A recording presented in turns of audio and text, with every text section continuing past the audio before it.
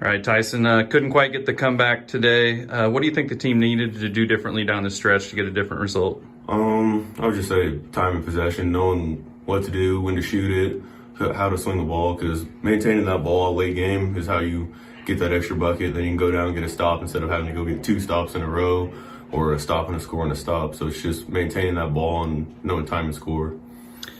Teams hit a little bit of a rough patch here. Just what's the mindset need to be going into the final 2 weeks? Last 2 weeks, it's just play with everything you got, because we're not in a for sure spot to go to the conference tournament or even the national tournament at this point. So we have to play our best in the next 4 or 5 games and win those out, or at least do well in a couple of them to see where we get placed in the conference.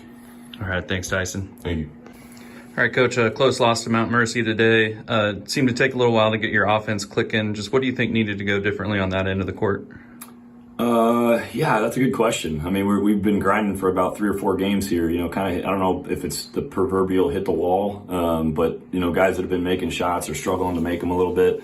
I still like our shot selection. We're getting downhill. We're getting fouled a lot more and getting to the line, but the 3 ball's not going in, and everybody knows that's the great equalizer, you know, and especially for us, it's such a big part of our offense, and guys are getting clean looks and they're just not going in. So it's just about getting your confidence back. I think getting your legs underneath you a little bit. Give credit to Mount Mercy. I thought Mount Mercy came out and, you know, they've had a rough year with injuries and played all these different lineups, and I thought they played pretty inspired that first half and really put us in that hole. And our guys dug back and found a way to get back in the game. But in the end, you know, I thought we defended well enough, but our offense we just had too many timely mistakes.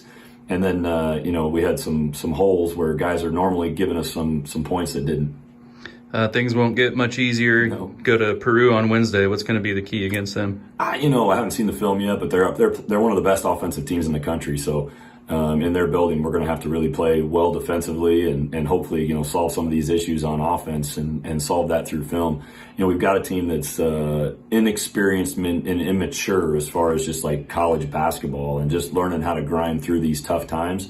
You know, the future's bright. Every lesson that we're learning right now, I think, helps us down the road. It doesn't help our seniors, especially right now, but they understand it and they're grinding. They've had a heck of a career so far. So we got 4 left. These next 2 are challenging. We got Peru State and William Penn, but we wouldn't want it any other way. We'll get them ready and we'll go up there and see what happens.